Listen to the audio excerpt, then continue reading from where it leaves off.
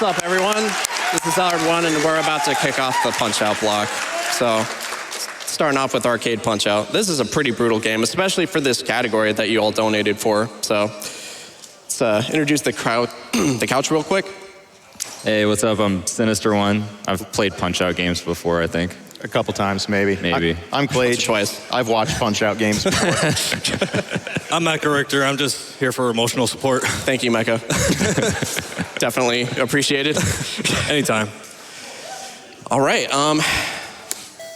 Ready when you are. All right. Get ready to start the timer in 3, 2, 1, go.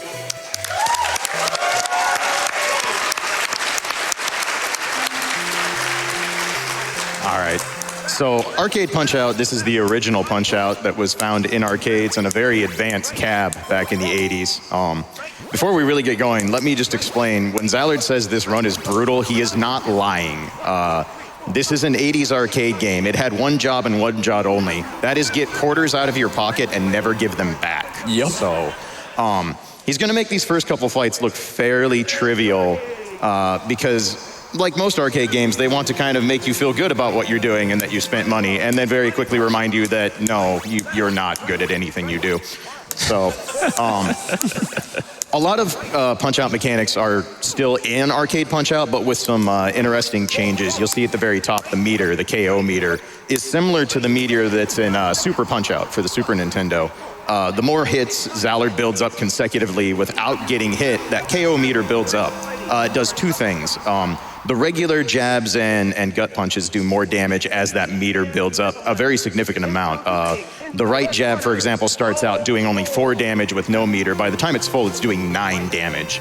If I recall right, each boxer has 114 health in this game. So as you can imagine, that adds up very quickly.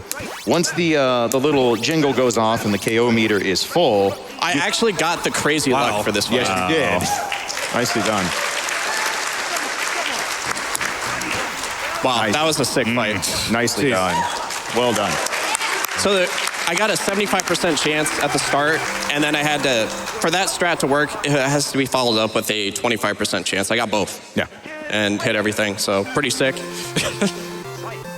And here's Kid Quick. This is a boxer who has never made another appearance in Punch-Out since the arcade, so enjoy him for the one fight you're going to get to see him in here.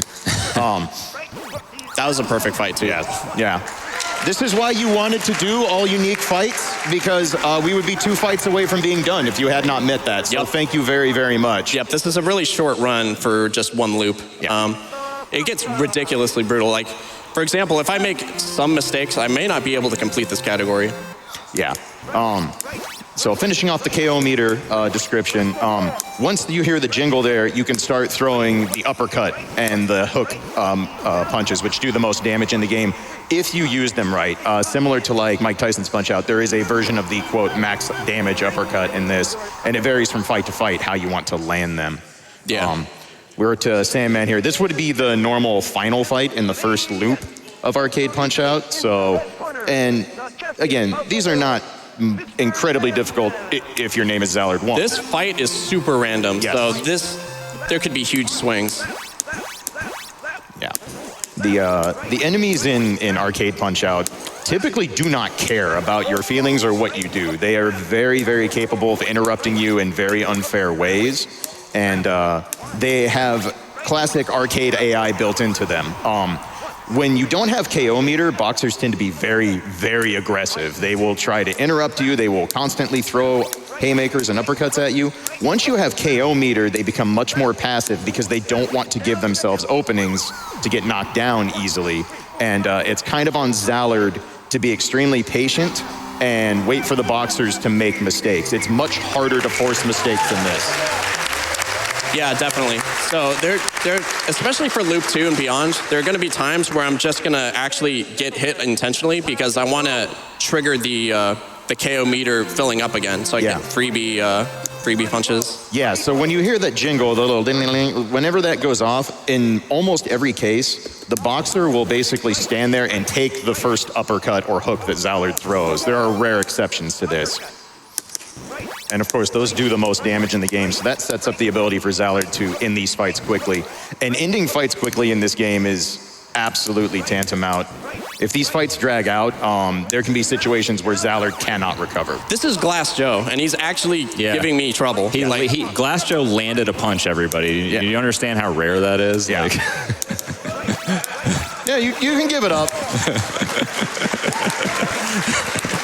This is Glass Joe's shining moment. It really is. It really is.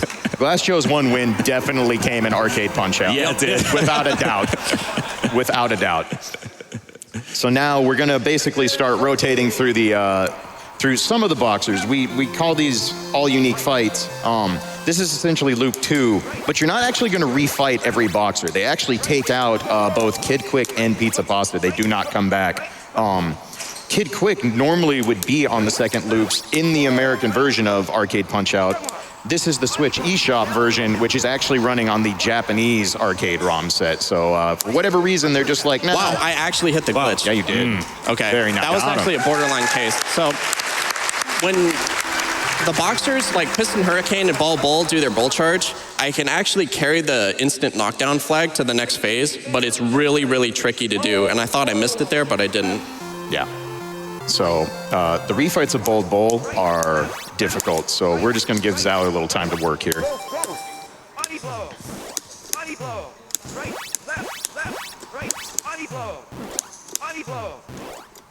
Yeah, I'm not going to do that.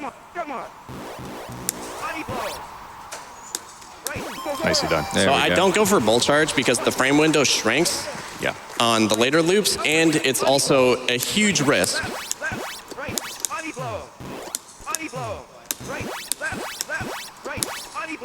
Nice. So I knew he was going to do an uppercut because at 210 he's scheduled to do an uppercut. So I was able to capitalize on that and finish that really quick. Nicely done.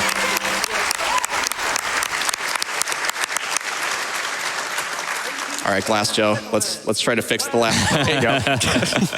Yeah, of note, Zallard has not gotten knocked down. Something Arcade Punch-Out is notorious for is if you actually get knocked down, your refills are awful. You will come back with usually less than 20% of a bar of health after a knockdown, even your first knockdown. There's no delaying the mash to get up and have full health. Very nice. There we go. Much better. Yep, that's a perfect example of a buffer strat. Buffering is a common term you're going to hear throughout this entire block. Basically, there's two ways buffers are very useful. One is that you can basically chain attacks into each other. So Zallard can throw a punch, hit the button before the punch ends, and have his next punch queued up and ready to go. But where buffers become really useful is that you can use them as a timing mechanism to give yourself a better shot of hitting very small frame window attacks. You'll see more of that in Wii Punch-Out coming up, but it's still a very useful technique here in Arcade Punch-Out. Okay, so ideally I want to knock them down with KO Punch because it gives me a better refill, but that was a situation where I just couldn't do that, so he's getting a huge refill here. Yeah. And that's just a random uppercut that he could do that I can't actually capitalize on. And something else you're not going to see near as much in Arcade Punch-Out, if you're familiar with the series, is something known as guard manipulation. Pretty much throughout the entire Punch-Out series, the boxers are designed to read where your guard is. If your guard is up, they will typically hold up as well to block because they assume you're going to throw jabs. If your gloves are down, they will block low in response to what you're doing. In general, boxers do not react to guard manipulation in this game, especially in the later loops. It's almost impossible to utilize that mechanic. Right. And Arcade Punch-Out also has the unique mechanic of if you want to lower your guard back down, you have to hit down. It doesn't naturally stay low in Arcade Punch-Out like it does later games. So it's actually a toggle mechanism. So that's one of those situations. Zallard's taking a hit to refill the KO meter. Okay, so this is a really similar fight. The big difference here is the refill. I'm not sure if I hit the glitch this. All right, nice. Never mind. I'm not sure if I did that really hard thing in front of hundreds of thousands of people that I can do. Yeah. Of course you did. You're Zallard1. All right, this is probably the hardest fight in this run. Yeah. I can't abuse the counter punch thing that I was doing on the last fight with this guy. Yeah, of note, counter punches in this game almost always come in the form of a right jab, just because that's really the only way that it sets up well based on the startup of the punches and the way it works out for the AI. So I was pretty fortunate that I was able to get a knockdown before bull charge.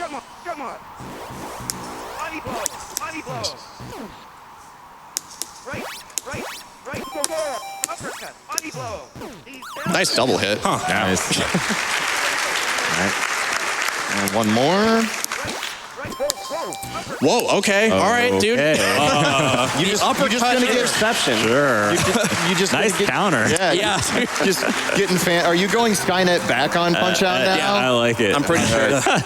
Well done. Going for some of that swag. Yeah. Pretty much. Oh, that was mad fancy. We're gonna pretend you did that exactly on purpose and knew it was coming the whole time. All right, so another round with Glass Joe here. And the third loops and on, the fights themselves don't change drastically. It's just your room for error goes down more and more. I got the sick dodge. Yeah. So you can extend the stun based on how tight your dodges are. So that was the fastest Glass Joe that we had so far, and it's the hardest one of the ones you'll see on this run anyway. Nicely done.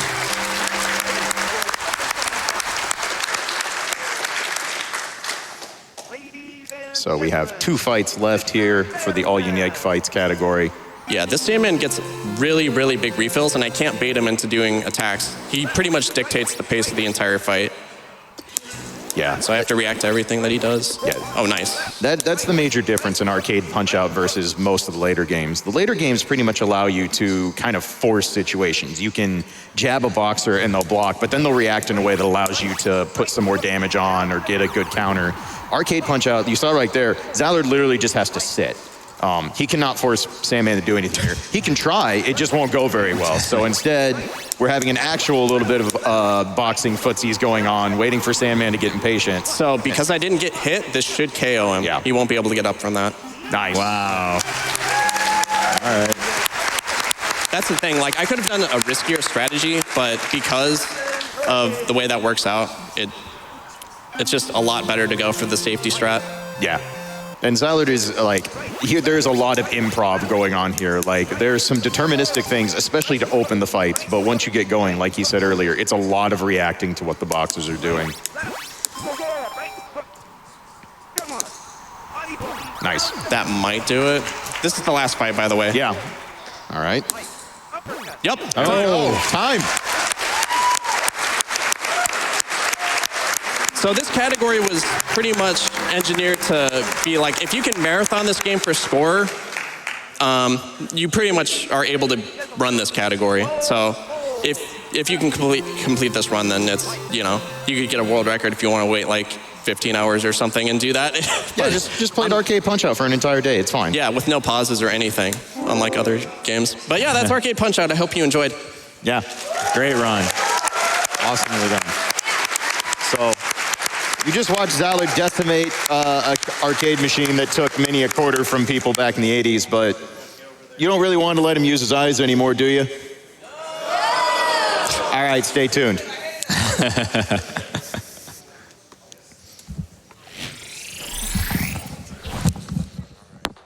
Great run by zallard1.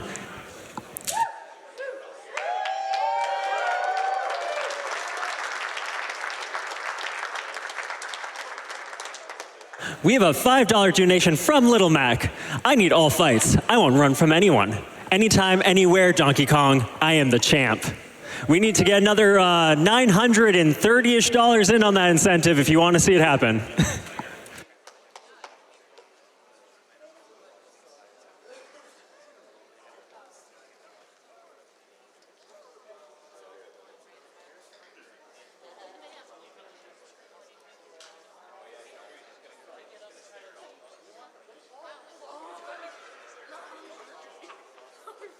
We have $100 from Sonic TT1. DK rap for DK Punch-Out, please.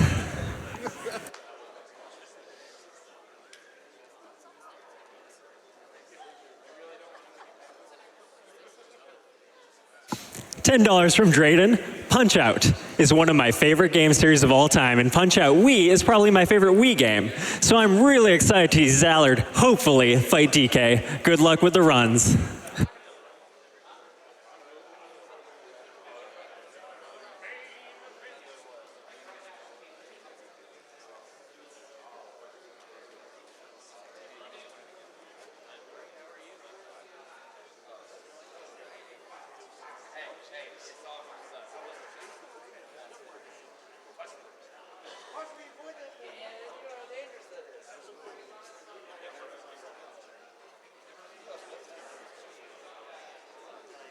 We have $25 from Keikuina. Hello, I love Punch-Out for the Wii, and I have been looking forward to this run the most. I wish I'd have taken the day off as to not miss Zallard's runs. Good luck with the runs, Zallard. This donation goes to the Donkey Kong fight.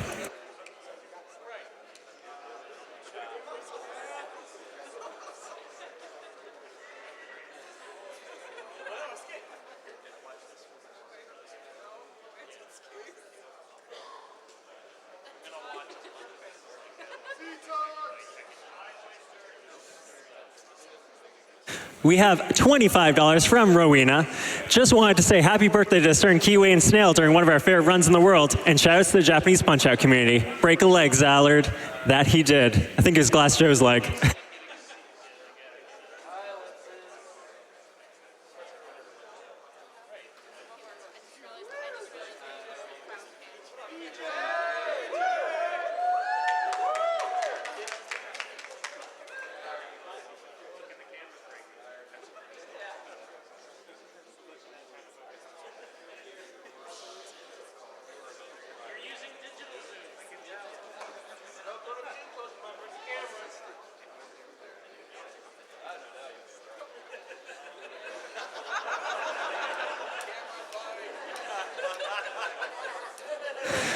We have $25 from Jesse Lockhart. Preemptive honk honk for my man Zallard. This guy kills in all things Punch-Out. Hey, Nintendo, can we get Zallard in as a hidden character for the next Punch-Out? Good luck, Zallard.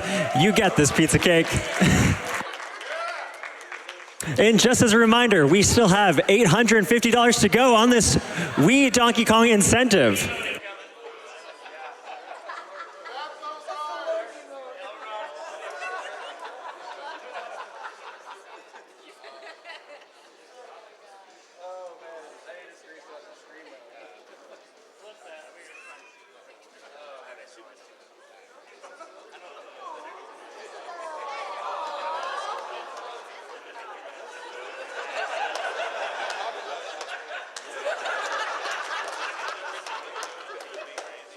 We have $100 from Shamrock Seraph. Great to see Zallard1, aka Mr. Punch-Out, back at the SGDQ this year. Shoutouts to him and Sister1, who are the reason I started tuning into all the GDQ marathons with their legendary blindfolded runs back in the day.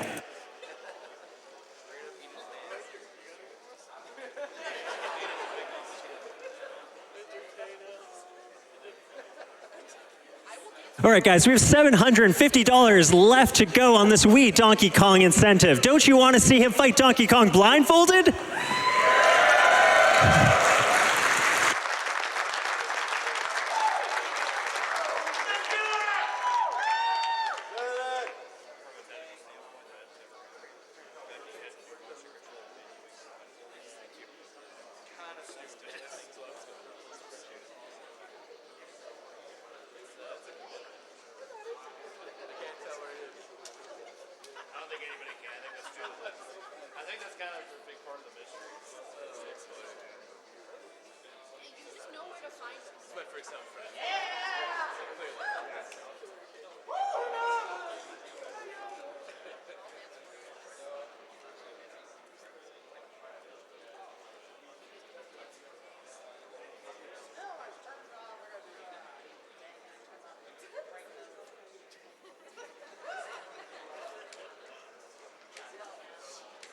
We have $25 from Chris170. Always glad to catch GDQ events and helping people across the world. Given that I don't have a pun ready for our pun season, but if our announcer gives me a pun, I'll double the donation. Have you ever heard the one about the scarecrow that won the Nobel Prize? He was outstanding in his field.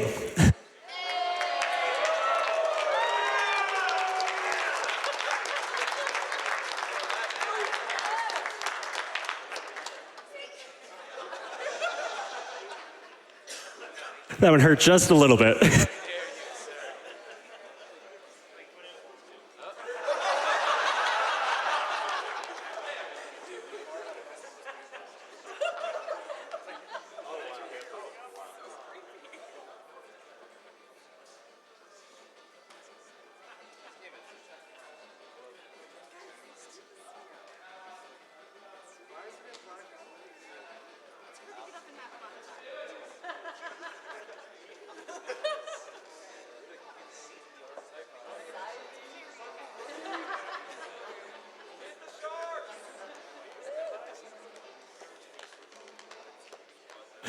We have $168.93 from Anonymous. Blindfold run, blindfold,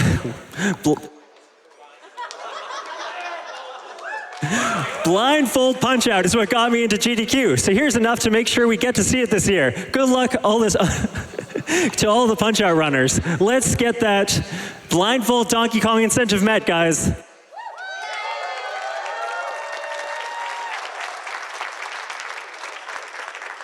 All right, we're pushing it over to the interview with DwangoAC.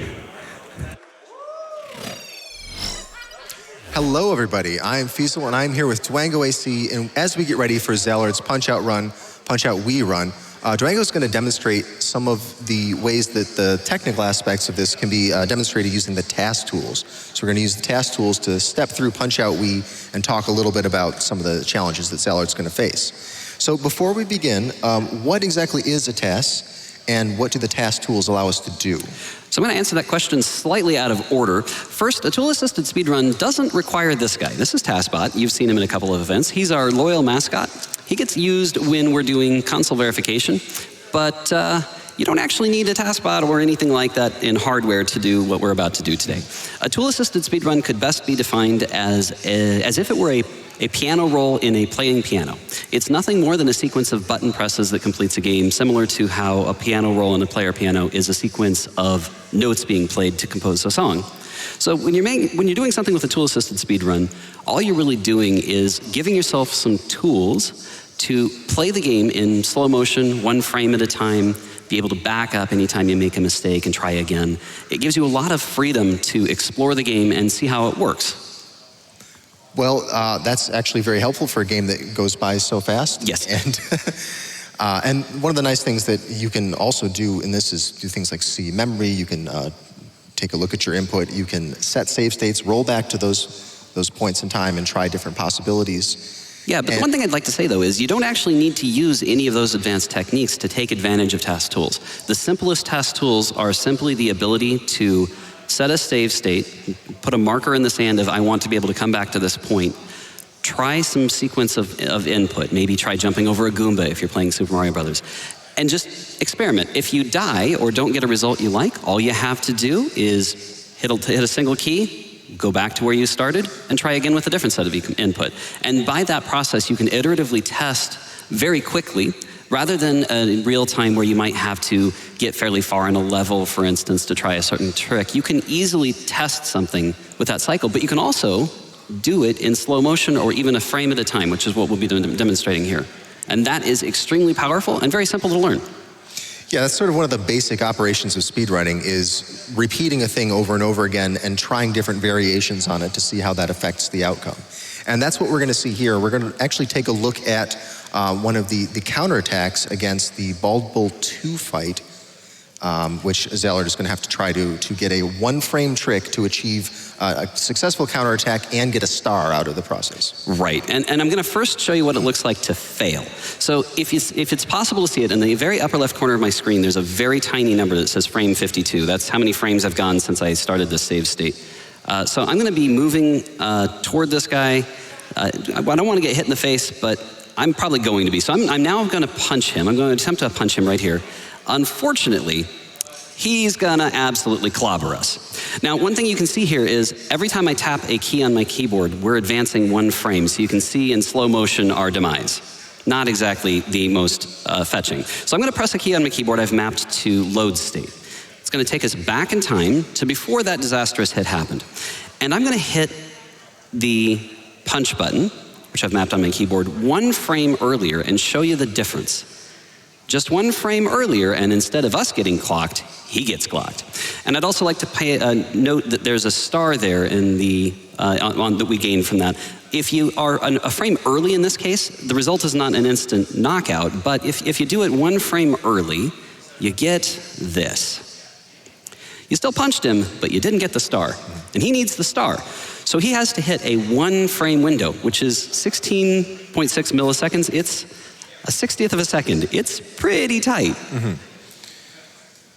Quite. And it's interesting to see how the risk is different whether you're early or late. And, you know, in his case, he really wants the star if he wants to get the optimal strat. But it's not the end of the world if he manages to get the hit without getting the star. You just don't want to end up going too late and getting clobbered. Right. And there's one other thing I'd point out here. So at this exact frame, in this case, I don't know if you can see it, it says frame 58.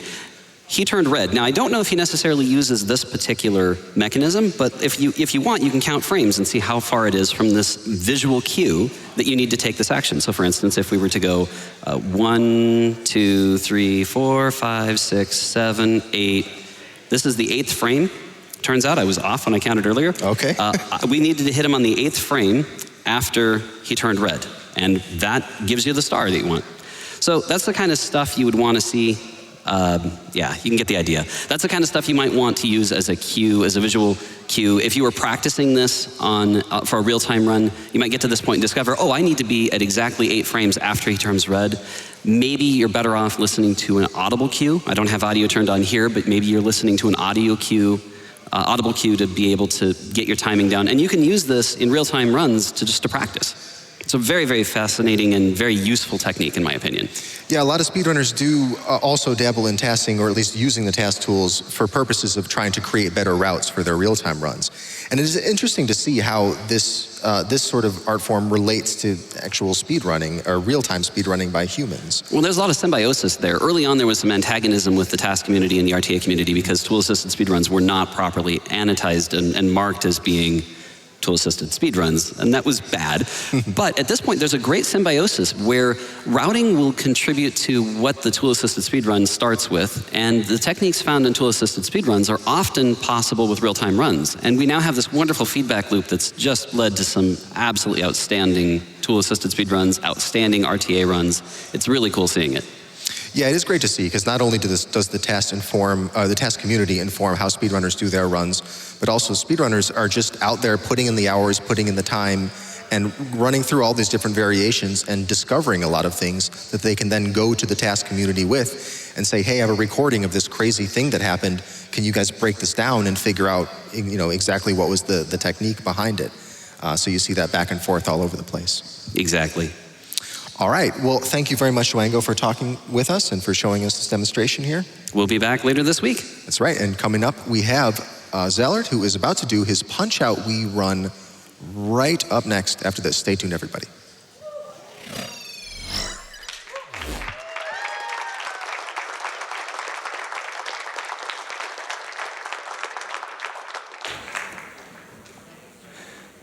Welcome, SGDQ. My name is The Cove. I'm going to be taking over for this blindfolded punch-out run by Zallard. How hyped is everybody out there? Yeah. So we did have another $25 donation from Chris231. As promised, here's the doubling of the donation. I hope that pun of yours didn't scare anyone away. And we have... Just to let everyone know, we're now $20 away from the Wii Donkey Kong Punch-Out incentive being met. So let's finish that one out quick. We have a lot of donations coming in for that. We had $10 from Daedra. Is it really bad that I want to see this dude fight a virtual gorilla blindfolded? No, it's not bad at all. We also have $100 from Aruru. Hey SGDQ, let's make the DK fight happen. Shout outs to the runner for the amazing show and to GDQ for the amazing cause.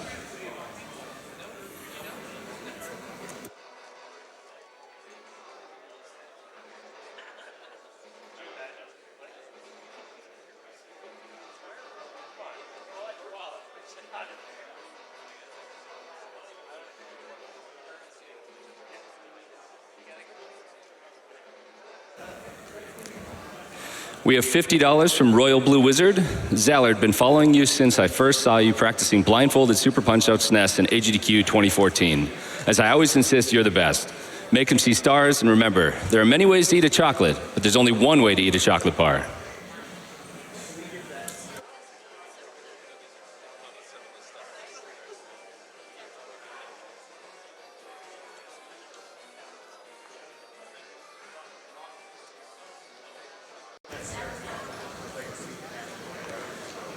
We have an anonymous donation for $168.93 again. Blindfold Punch-Out is what got me into GDQ, so here's enough to make sure we get to see it this year. Good luck.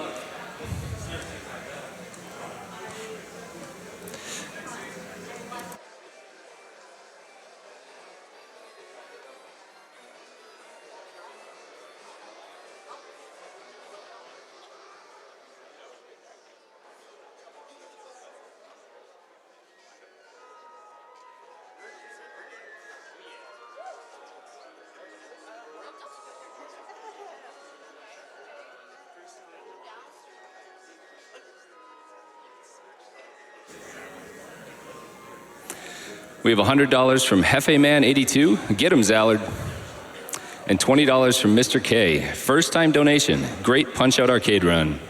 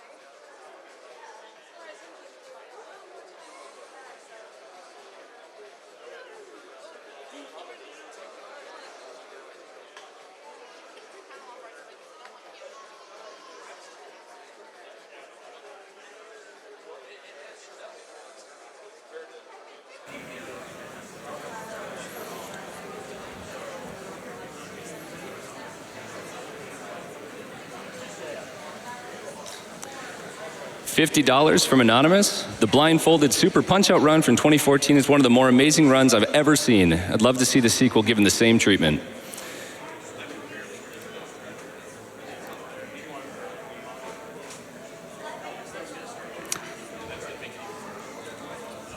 And we just got a $500 donation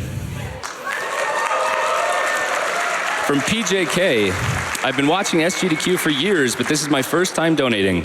I love how the community rallies around this event. Good luck to all the runners. Let's crush last year's record.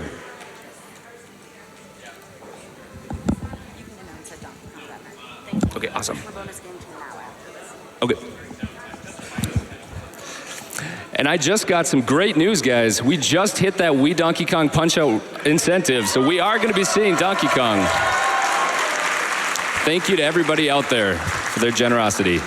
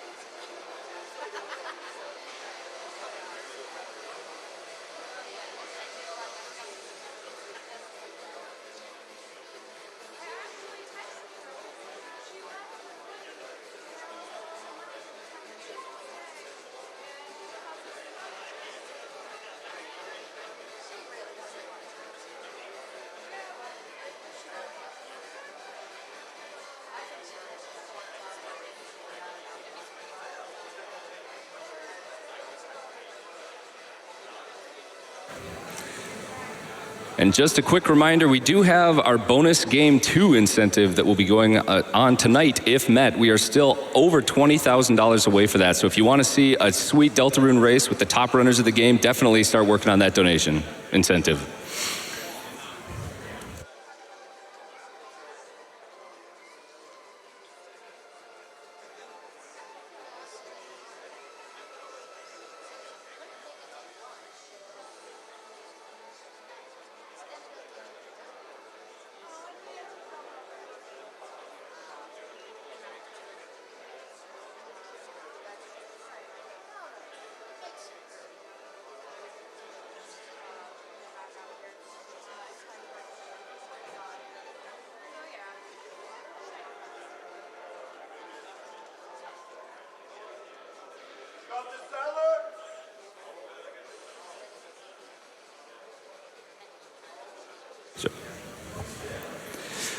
We have $20 from Blurry Gill 242. As a longtime owner of an original Punch-Out arcade machine and a Punch-Out fan, I'm really looking forward to these runs. Go get them. And remember to join the Nintendo Power Club today, Zallard.